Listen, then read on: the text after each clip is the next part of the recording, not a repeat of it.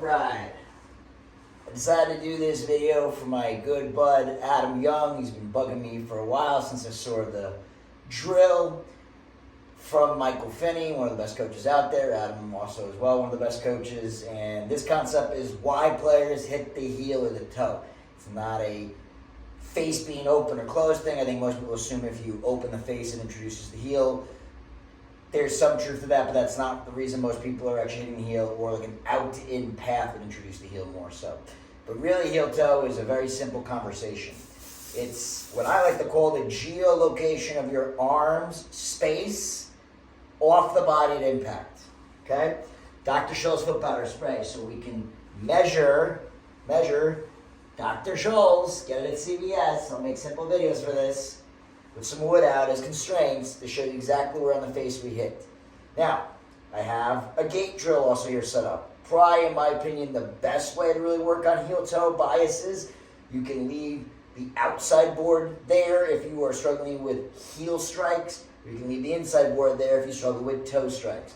But the conversation of why players hit the heel or toe would be their arms space from the body at impact. If the arms come too far off the body, you'd heel it. If they stay too close to the body, you would toe it, okay? So the heel-toe conversation is literally just a simple aspect, and most players that heel it, their arms come too far off the body at impact. Now, when I say too far off, whatever that is to hit the heel. And spacing at address can influence this, but no guarantee. It's really the spacing at impact that has to be measured, but spacing at address can definitely potentially help you manage that better or worse. There are different types of players out there. You have your Keegan Bradleys, your Tony Finau's, your Brandt Snedekers that get danger close at address with their arm spacing, meaning the butt end to the body, and then at impact they keep those arms danger close. Then you guys got like Bryson DeChambeau or Brooks Koepka, who start with much more space at address, and then they still lower that space a little bit, but they keep a wide enough space at impact to avoid that heel-toe strike.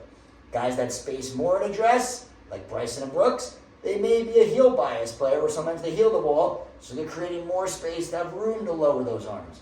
Players that start danger close, like Tony Finau, Keegan Bradley, and Brandt Snedeker, they may end up towing the ball as a toe bias, so they get nice and close to avoid having to manage that tight spacing they use. Now, the drill out, high-low versus low-high, best done with an alignment stick.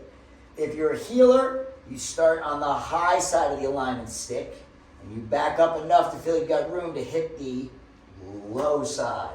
So you start with more space at address, then you'd have to lower the arms spacing at impact. Tighten it up, because healers will get their arms too far off the body. You can do this as a practice swing before you hit through the gate drill, or you can even hit balls this way with the alignment stick out.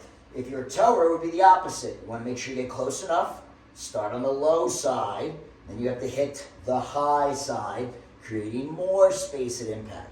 So towers stay too close with their arms at impact. Healers get their arms too far off at impact, okay? Now, I'll just do the high-low for the heck of it.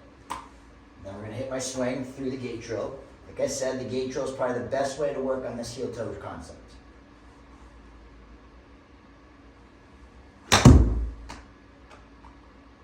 Pretty good. See here, relatively right in the center of the club face, barely a centimeter off to a millimeter off on the heel side. Okay? Now, if you're somebody who really struggles with this idea of the heel strike or the toe strike, you can even hit balls with this drill. So, I'll move away my wood right here. You can literally take the stick, put it on end, and we're going to put the ball right there. You're going to start on the high side, okay? And you have to lower in. The stick even acts as a constraint if we're talking constraint training.